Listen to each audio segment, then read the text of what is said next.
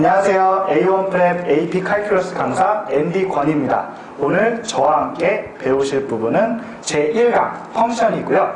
제1강 펑션에 대한 내용은 SAT에서 대부분 배우신 내용입니다. 그렇기 때문에 오늘 배우는 내용들은 정리한다 생각하시고 넘어가면 되고요. 그래서 정리한다 생각하고 넘어가시고 이따 문제 풀이 때 한번 자세히 살펴보도록 하겠습니다. 자, 먼저 처음 함수의 정의에 대해서 알아보도록 할게요. 자, 펑션의 정의에 대해서 알아보기 위해서 펑션을 이루고 있는 구성 요소들에 대해서 알아야 합니다. 펑션이라는 것은 어떤 도메인에 있는 어떤 값이 레인지에 있는 어떤 값으로 대응이 되는 그런 관계를 펑션이라고 부릅니다. 그렇기 때문에 펑션의 구성 요소는 세 가지. 첫 번째는 도메인이요. 두 번째는 레인지.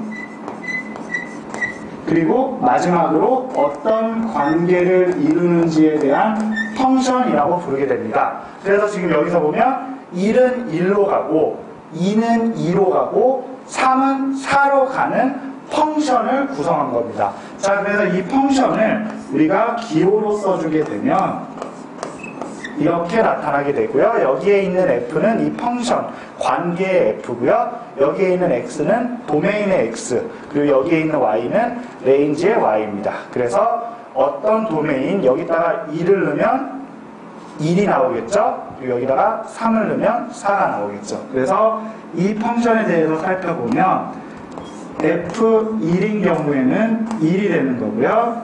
F2인 경우에는 2, F3인 경우에는 4 이렇게 나오게 됩니다. 자, 그러면 펑션에 대한 거 이제 다 떠오르셨나요?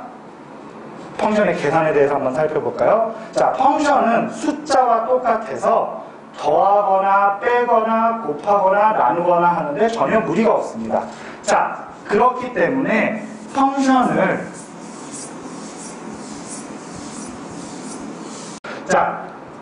지금 배운 부분에서 이제 펑션의 덧셈, 뺄셈, 곱셈, 나눗셈에 대해서 배워봐야 되는데요. 펑션이라는 건 숫자와 같기 때문에 더하고 빼고 곱하고 나누는데 굉장히 자유롭습니다. 전제 조건은 딱 하나죠. 도메인이 동일한 펑션에 대해서만 연산이 가능합니다. 자, 따라서 아까 펑션이라는 게 1, 2, 3이 있었고 1, 2, 3, 4가 있었을 때 첫 번째 펑션이 이렇게 가는 펑션을 F라고 하겠습니다. 1은 1로 가고 2는 2로 가고 3은 3으로 가는 펑션이에요. 그 다음에 두 번째 펑션은 자 1은 1로 가고 2도 1로 가고 3도 1로 가는 펑션을 구성해 보도록 하겠습니다. 자, 이거는 G라고 표현을 할게요.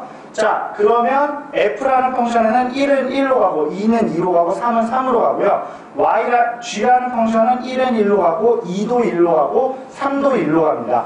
이런 경우에 펑션 두 개가 y fx라는 펑션과 y gx라는 펑션이 있었을 때 이 두 개의 펑션을 더할 수가 있게 됩니다. 자, 더하면 어떤 식인지 한번 살펴볼까요? 더하게 되면 표현은 이런 식으로 써지게 되고요.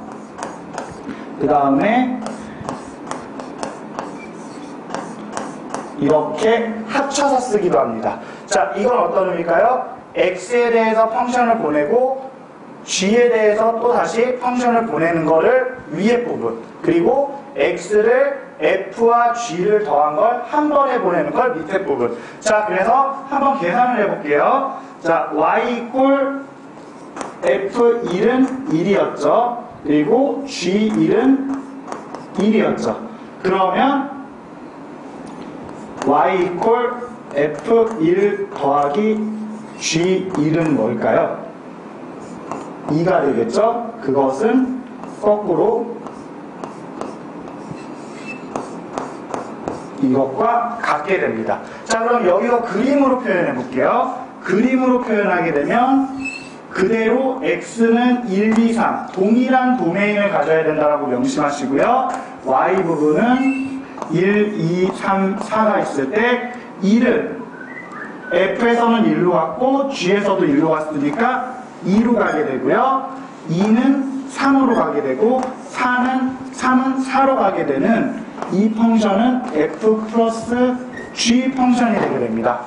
f 플러스 g 펑션 자체가 하나의 새로운 펑션이 되는 거죠. 자, 이와 동일한 방법으로 펑션 두 개를 더하고 빼고 곱하고 나눌 수 있습니다. 자, 그래서 펑션이 아까 배운 덧셈 펑션의 뺄셈 펑션의 곱셈 펑션의 나눗셈 이렇게 표현이 되고요. 똑같은 거는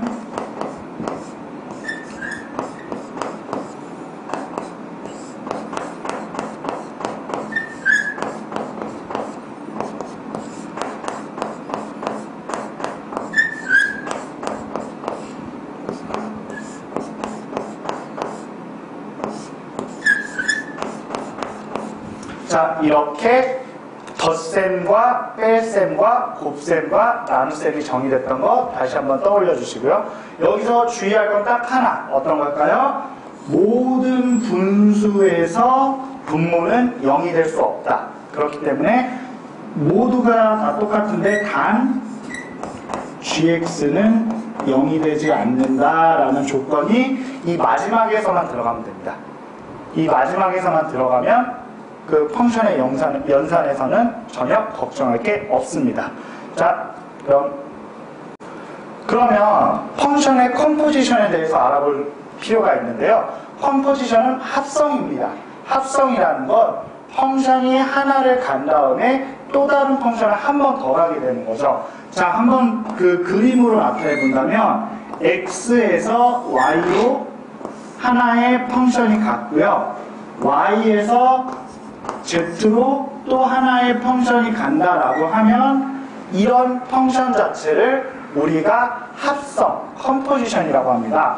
그래서 이런 식으로 우리가 이렇게 동그라미, 안에가 비어있는 동그라미입니다. 안에가 비어있는 동그라미로 표현을 하게 되고요. 이거를 어떻게 표현하는지 잘 살펴보면 이게 어느 게 먼저 가죠? F가 먼저 간 다음에 F가 간 상태에서 G가 되는 거죠.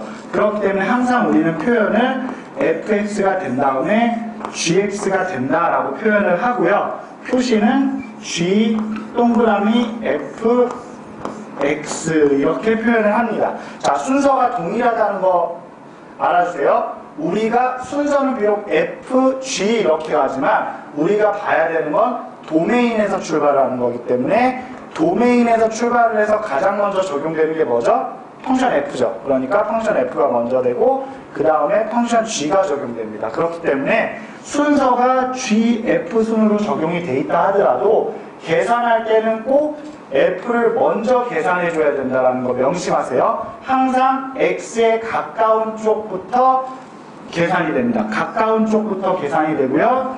1번, 그 다음에 먼 쪽으로 계산이 됩니다. 1번, 2번 순서 잘 확인해 주시면 되겠습니다. 자, 그러면 펑션의 오드와 이분에 대해서 설명을 드릴 건데요. 오드와 이분은 짝수와 홀수 얘기죠. 같은 얘기입니다. 자, 오드라는 건 뭐냐면 함수가 이 기준을 기준으로 두 개가 대칭된 모양을 보일 때 오드라고 합니다. 대칭점을 주의하세요. 대칭점은 원점입니다. 원점을 중심으로 풍차 방향으로 돌 때 정확하게 똑같이 돌면 그걸 우리가 오드 펑션이라고 합니다. 자, 오드 펑션의 특징이 뭘까요? 여기가 1이라고 했을 때 나오는 A점하고 여기가 마이너스 1이라고 했을 때 나오는 요 B점하고 두 개의 관계를 보면 정확히 대칭돼야 되기 때문에 B 자체가 마이너스 A입니다. 그렇기 때문에 결론적으로 오드 펑션은 항상 fx와 f-x의 두 개를 비교를 해보면 아까 보이시죠? fx에 1 넣으면 뭐가 나온다? 얘가 a가 나온다. f에 마이너스 1 넣으면 뭐가 나온다? 얘가 마이너스 a가 나온다. 즉 항상 펑션에서 마이너스가 들어간 게 바깥으로 튀어나오는 펑션이 바로 오드 펑션입니다. 항상 오드 펑션은 어떻게 된다? 다시 한번 설명드릴게요. f 안에 마이너스가 있으면 이 마이너스가 바깥으로 나올 수도 있다. 마이너스가 바깥으로 나와서 둘이 같아지면 오드 펑션을 뜻합니다. 자, 이분 펑션은 이것과 반대입니다. 이분 펑션을 살펴보시면요. 이분 펑션은 정확하게 두 개가 y축을 중심으로 대칭이 되는 것을 이분 펑션이라고 합니다. 그렇기 때문에 이분 펑션은 여기가 1일 때 a점이 나오면 여기가 마이너스 1일 때 어떤 점이 나올까요? 똑같이 a점이 나오겠죠. 그렇기 때문에 이분 펑션은 여기서 gx가 있고 g-x가 있으면 둘이 똑같습니다. 1일 때 a가 나오고요. 마이너스 1일 때 똑같이 a가 나옵니다. 여기서 어떻게 썼죠? 위에 오드 펑션은 마이너스가 앞으로 나오는 펑션이었죠? 이분 펑션은 마이너스를 먹어버리는 펑션입니다. 그래서 이분 펑션과 오드 펑션의 차이는 이 식으로 이해를 해주세요.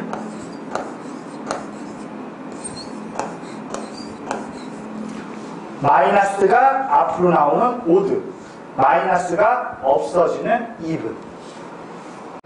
자, 그러면 펑션의 정의에서 가장 마지막 부분, 인버스 펑션에 대해서 알아보도록 하겠습니다. 자, 인버스 펑션은 x, y가 있을 때 이쪽 방향으로 가는 펑션이 f였잖아요. 그러면 거꾸로 오는 펑션을 인버스 펑션이라고 하고 여기 f의 오른쪽 상단에 마이너스 1을 붙여줍니다. 모든 인버스 펑션은 표시가 이렇게 됩니다. 자, 그래서 1, 2, 3이 있고 1, 2, 3이 있을 때 이런 펑션이었다라고 하면 보이시죠? f1은 2가 되고요. f2는 3이 되고요. f3은 1이 됩니다. 자, 그럼 거꾸로 가볼까요? 1은 어디로 가나요? 3으로 가죠. 2는 어디로 갑니까? 1로 가죠. 3은 어디로 갑니까? 2로 가죠. 그렇기 때문에 여기서 역함수를 봤을 때 1을 봤을 때는 1이 어디로 가는지를 살펴보는데요. 그래서 1이 어디로 가는지 봤더니 1은 어디서 왔다? 3에서 왔다. 그러니까 거꾸로 가면 3이 나오고요. 2도 역시 거꾸로 가면 이번엔 1. 3은 거꾸로 가면 2가 나오게 되죠. 자, 근데 인버스 펑션은 절대 이렇게 식으로만 봐서는 안 돼요. 어디가 중요하냐? 바로 그림으로 살펴보는 것이 굉장히 중요합니다. 그래프를 같이 한번 보셔야 돼요. 자, 그래프를 보셨을 때 인버스 펑션 같은 경우는 이렇게 반으로 접은, 대각선 반으로 접은 거에 의해서 대칭되는 것이 인버스 펑션입니다. 자, 그렇기 때문에 원래 함수가 만약에 이렇게 생겼다라고 하면 이게 fx라고 해볼게요. 그럼 여기에 대한 인버스 펑션은 어떻게 해야 된다? 이 점선에 의해서 대칭이 돼야 된다. 그렇기 때문에 이렇게 그려집니다. 이게 f의 역함수 x가 됩니다. 인버스 펑션이죠. 자, 인버스 펑션을 항상 보는 거는 간단해요. 여기다가 a를 넣었을 때 여기가 b가 나왔다. 그럼 거꾸로 인버스 펑션에 b를 넣으면 뭐가 나오겠습니까?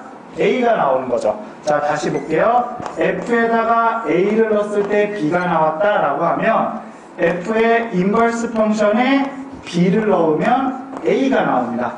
여기서 1로 가는데 항상 왔다 갔다 한다라는 거 명심하세요. a가 b로 가게 되면 인버스 펑션에서는 b가 a로 가게 됩니다. 그러면 인버스 펑션에서 a를 넣으면 뭐가 될까요? 다른 값이 나오겠죠. 원래 있던 A값과 인버스 펑션의 A값은 서로 다르다라는 거. 그래서 인버스 펑션에서 A값을 갖고 싶으면 A에서 나오는 결과값을 여기다 집어넣어줘야 된다라고 하는 것이 인버스 펑션이었습니다.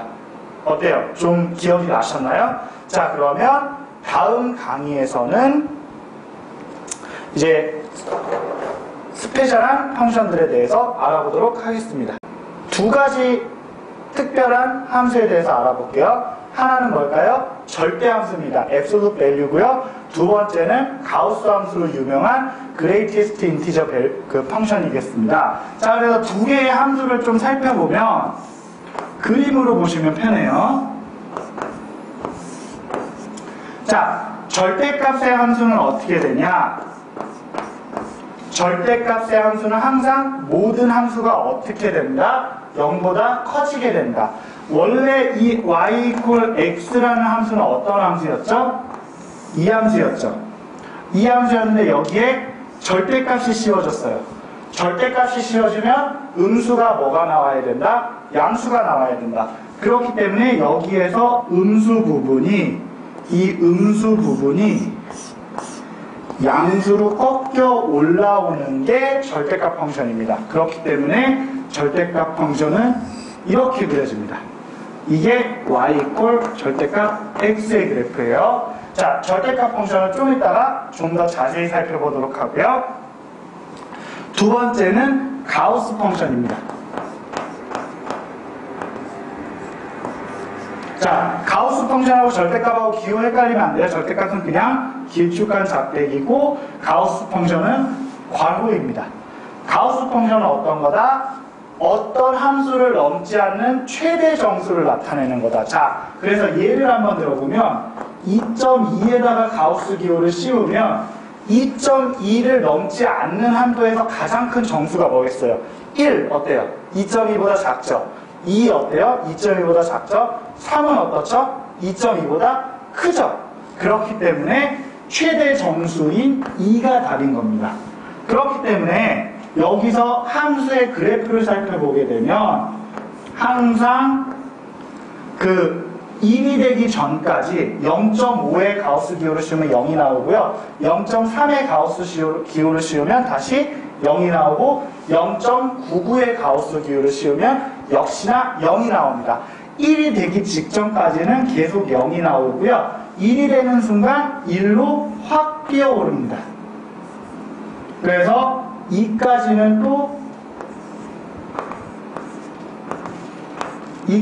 또 이렇게 직선으로 가겠죠? 그 다음에 2에서 뛰어오르고요. 이렇게 해서 점프를 하는 펑션이 가우스 펑션이 되겠습니다.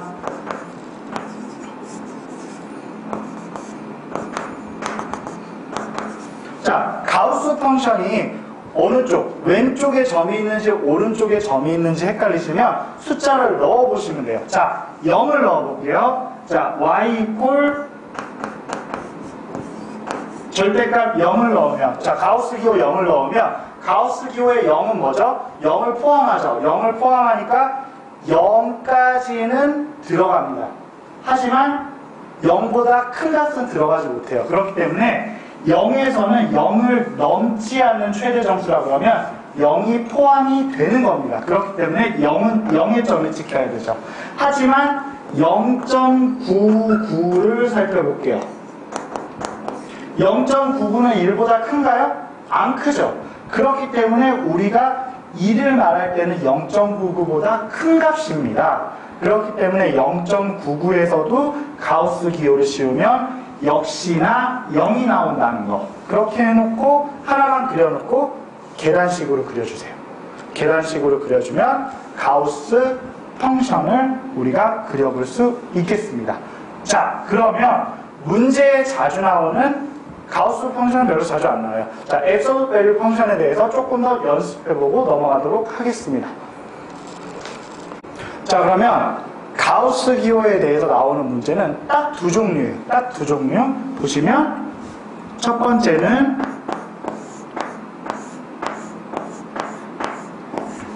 x의 절대값이 씌워져 있는 게 첫 번째고요. 두 번째는 함수의 절대값이 씌워져 있는 게 두 번째입니다. 딱 이 두 개만 구분할 수 있으면 모든 문제를 맞출 수가 있어요. 근데 이 두 개를 구분하는 거 물론 SAT에서 다 배웠겠지만 헷갈리잖아요. 그렇기 때문에 요령을 알려드릴게요. 자, X에 대해서 절대값이 씌워져 있는 건 Y축의 대칭입니다.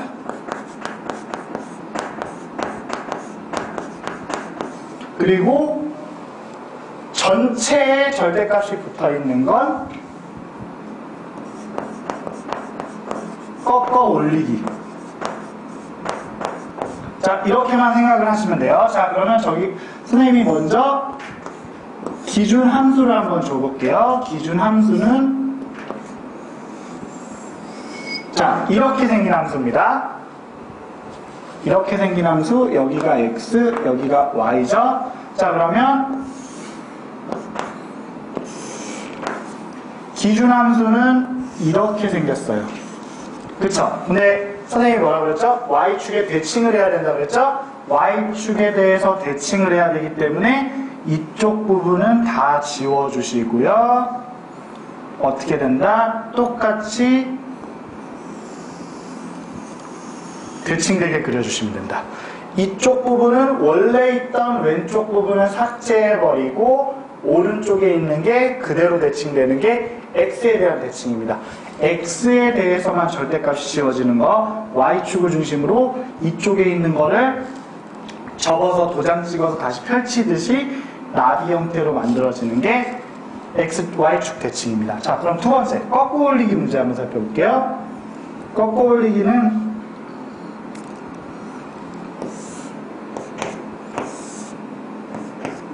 역시나 함수가 이렇게 그려졌다라고 할 때 어느 부분을 꺾어 올리냐? 0보다 작은 부분을 꺾어 올리면 됩니다. 자, 0보다 작은 부분이 어디죠? 여기하고 여기죠. 그렇기 때문에 똑같이 마찬가지로 이 부분을 다 지워주시고 위로 올려주시고요. 이 부분을 다 지워주시고 이렇게 올려주십니다. 이걸 어떻게 꺾는다? 여기를 반으로 접어서 위로 올린다. 위로 올리되 대칭되는 게 아니라 올려서 붙여놓고 빈 거만 내려오시면 돼요. 자, 간단하게 절대값, absolute value는 뭐죠? 항상 포지티브한 값만 나와야 되니까 이 네거티브한 값이 어떻게 된다? 모두 없어진다. 그렇기 때문에 전체의 absolute value를 씌운 부분은 아래 네거티브한 부분을 꺾어 올리는 형태로 계산을 해주시면 됩니다. 자, 그러면 이제 폴리노미얼 펑션에 대해서 알아볼게요. 폴리노미얼 펑션은 다항식이죠. 다항식 어떤 형태로 나타나는 거다? ax 제곱 더하기 bx 더하기 c 이런 형태로 x의 거듭 제곱 형태로 나타내는 모든 그 함수를 다 우리가 폴리노미얼 다항식 함수라고 부릅니다. 자, 그래서 일반형을 보시게 되시면 y a의 n에 x의 n제곱 더하기 a의 n-1에 x의 n-1제곱 더하기 점점점점 a1에 x 더하기 a0 이런 식의 형태로 x의 거듭 제곱꼴로 나오는 그 앞에 개수가 붙어있는 형태의 모형을 우리가 폴리노미알이라고 합니다. 자, 폴리노미알은 우리가 아까 처음에 함수에서 어떻게 얘기했죠? 함수는 곱하거나 더해도 여전히 함수입니다. 그렇기 때문에 우리가 자, 이거 우리가 아는 함수죠? 이거 우리가 아는 함수죠. 이 아는 함수를 곱하거나 더하거나 이렇게 지속적으로 해주게 되면 이건 무슨 의미예요? x를 n번 곱했다라는 의미잖아요. 거기에다가 앞에 an이 곱해진 거죠. 그렇기 때문에 폴리노미알이라는 함수는 기본적으로 우리가 알고 있는 함수를 거듭 더하고 곱하고 빼고 해서 만든 함수가 폴리노미알이다. 자, 그러면 우리가 사칙연산 중에 하나 말 안 한 게 있죠. 뭐가 있을까요? 나누기. 자, 그러면 나누기가 들어가면 어떻게 되느냐? 자, 이거는 우리가 정수랑 비슷한 개념인데 더하거나 빼거나 곱하거나 해서는 계속 자연수가 나오잖아요. 근데 어느 순간 나누는 순간 유리수가 나오죠. 똑같습니다. 자, 폴리노미알은 더하거나 빼거나 곱해도 영원히 폴리노미알이 나와요. 곱하거나 더하거나 빼는 거 가지고는 전혀 변하잖아요. 단 나눌 때는 문제가 된다. 자, 그래서 이게 레셔널이라는 함수가 나오게 되는데, 레셔널이라는 함수는 어떻게 되냐라고 하면 폴리노미알 함수로 나눠준 형태, 폴리노미알 함수를 폴리노미알 함수로 나눠줘서 분수 형태로 나타나는 게 레셔널 펑션이다. 자, 레셔널 펑션에서 문제는 뭐다? 아까 선생님이 제일 처음에 얘기했죠? 뭐가 0이어야 된다? 분모가 0이면 안 된다. 왜 안 된다? 분모가 0이면 아예 함수 자체가 성립을 안 합니다. 그렇기 때문에 레셔널 펑션에서는 어떻게 한다? 예를 들어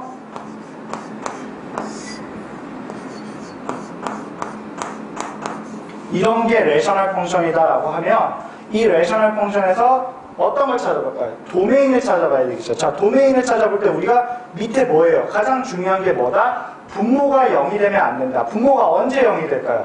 x제곱 마이너스 1이니까 x에 1을 넣으면 0이 되죠. 마이너스 1을 넣으면 0이 되죠. 그렇기 때문에 이 함수의 도메인은 x가 플러스 마이너스 1이 아닌 게 도메인이 됩니다. 자, 그래서 폴리노미알에서 전혀 상관이 없어요. 폴리노미알은 더하거나 곱하거나 뺀 거기 때문에 도메인의 범위는 전혀 영향을 받지 않습니다. 하지만 레셔널 함수에서 나와서 나누기를 했을 때는 딱 한 가지만 고민해주면 된다. 어떤 거? 분모에 0이 되는지 안 되는지. 그래서 분모에 0이 되는 부분은 함수에 포함이 되지 않는다. 도메인에 포함이 되지 않는다. 이 부분만 명심해 주시고 넘어가시면 되겠습니다. 자, 그러면 이제 삼각함수에 대해서 알아볼 차례죠. 삼각함수는 어떤 게 있죠? y equal sin x, y equal cosine x, y equal tangent x, 이렇게 세 개가 있습니다. 자, 물론 여기는 모두 다 라디안인 개념입니다. 자, 사인과 코사인과 탄젠트, 이 함수들에 대해서 나오는 게 삼각함수고요. 삼각함수 부분에서 특히 sin x는 어떻게 될까요? sin x의 범위는 플러스 마이너스 1까지. 자, 우리가 함수를 그려볼게요.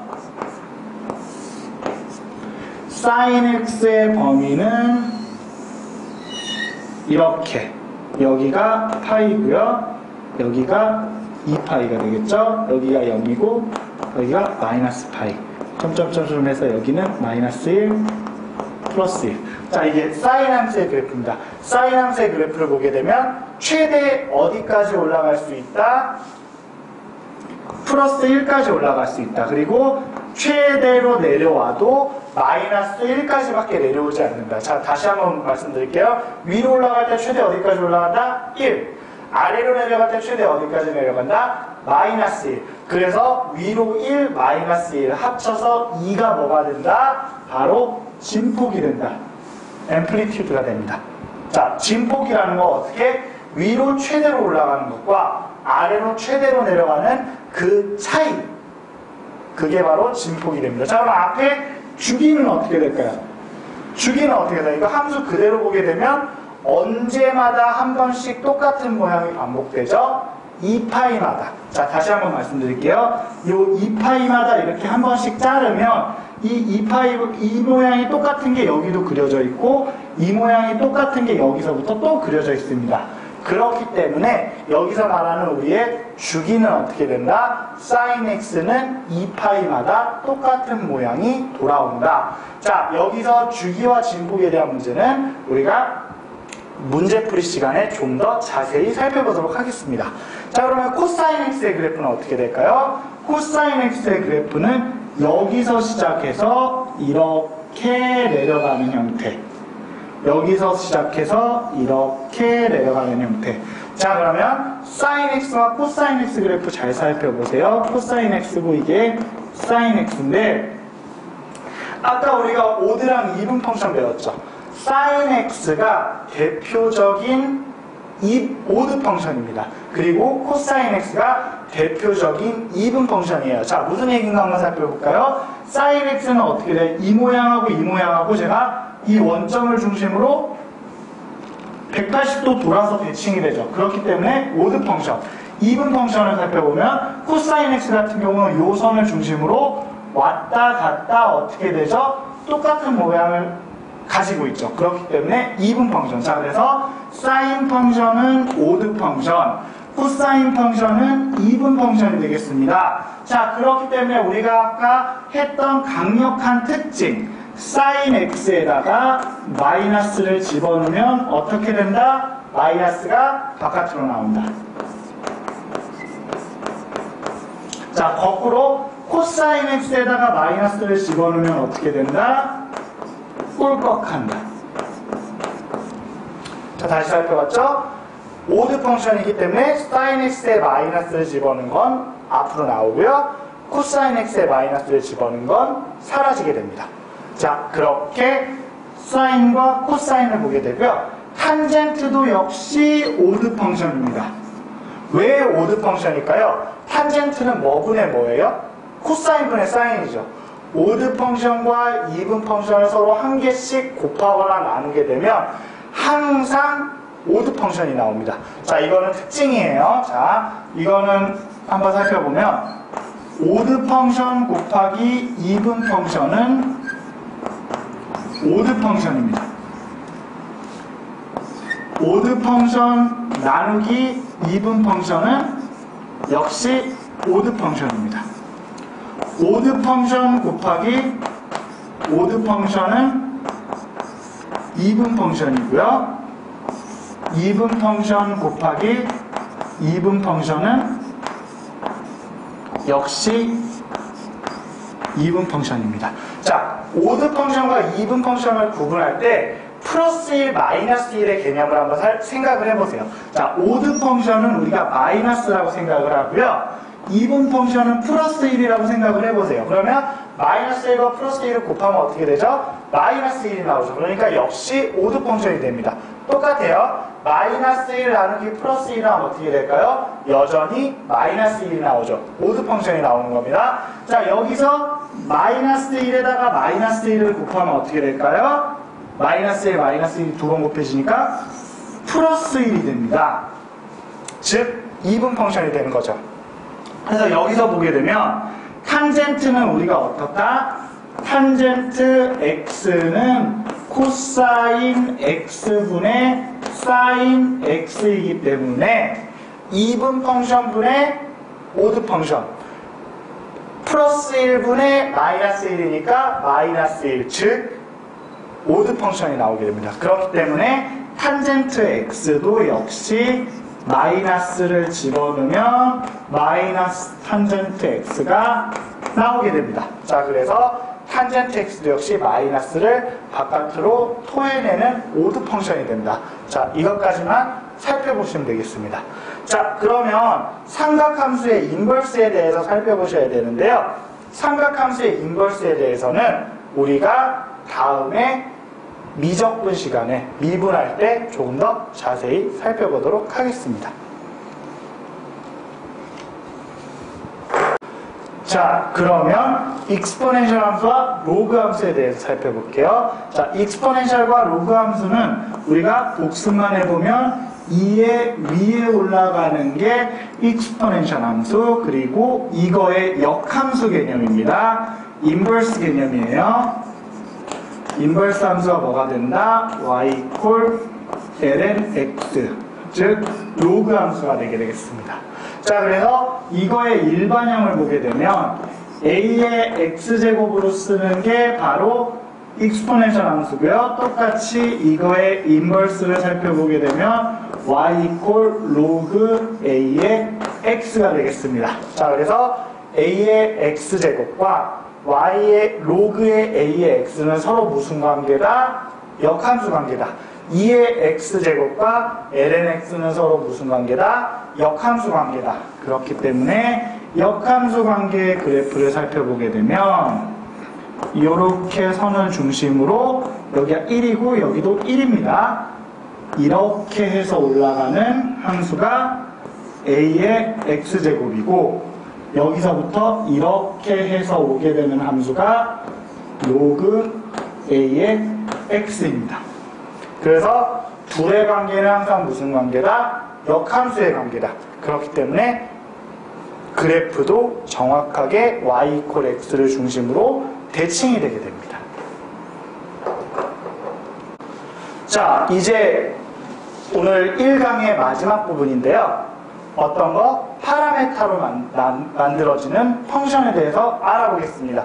자, 지금까지 펑션을 항상 우리가 어떻게 봤죠? y = fx에 대한 그래프로 봤습니다. 그렇기 때문에 어떻게 된다? x가 어떻게 y로 가는지에 대한 것만 우리가 살펴봤어요.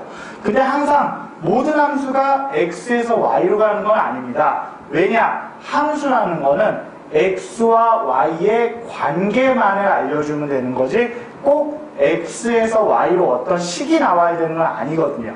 그렇기 때문에 파라메터 함수는 어떤 식으로 되냐? 파라메터로 만들려면 x를 어떤 식으로 쓰고 y를 어떤 식으로 표기를 해서 x에 대한 식과 y에 대한 식이 각각 나오지만 그 둘이 서로 관계를 증명할 수 있으면 역시 우리가 함수라고 봅니다.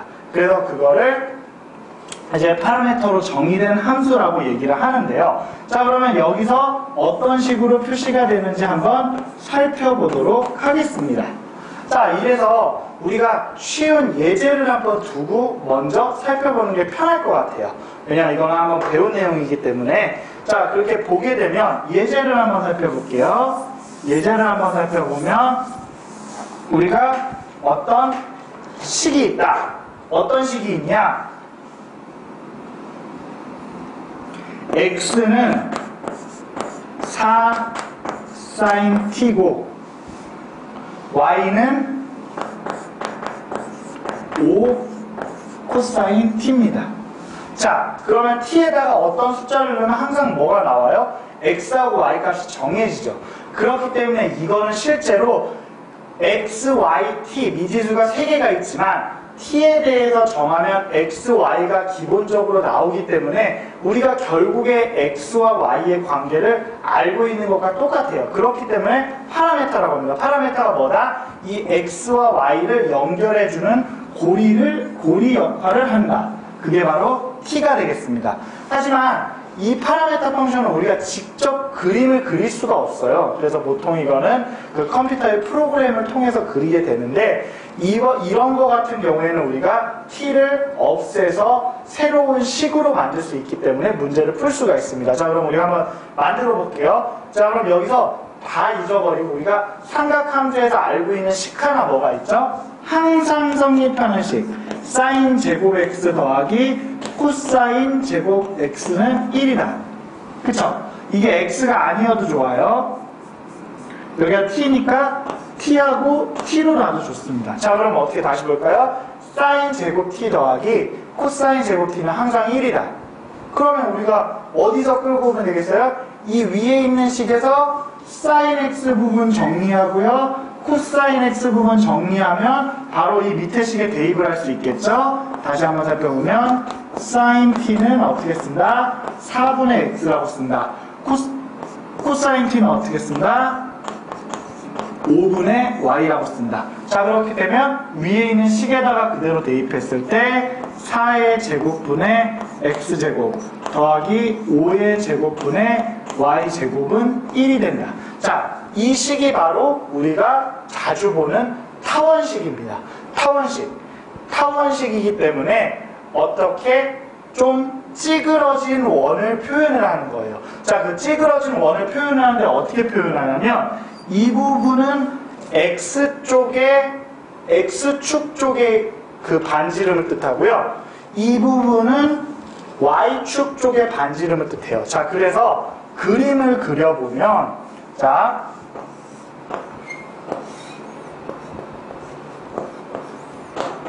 X축 쪽의 반지름이 얼마라고 했죠? 4라고 했죠. 그렇기 때문에 X축 쪽의 반지름은 4입니다. Y축 쪽의 반지름은 얼마다? 5다. 그렇기 때문에 그래프가 이렇게 그려지는 타원이 됩니다.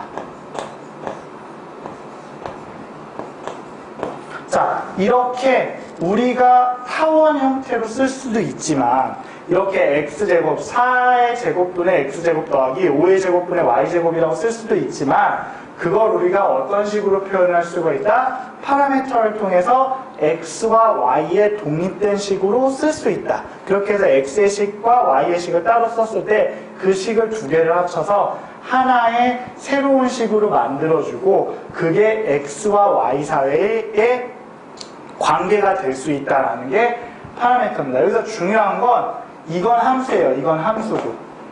그래서 이 함수를 가지고 그래프를 그릴 수 있는 게 제일 중요합니다. 하지만 우리 시험에는 그래프 그리는 거 안 나오죠. 그렇기 때문에 우리는 어떻게 한다? 이게 이거와 동일한 그래프다라는 거를 판별만 할 수 있으면 됩니다.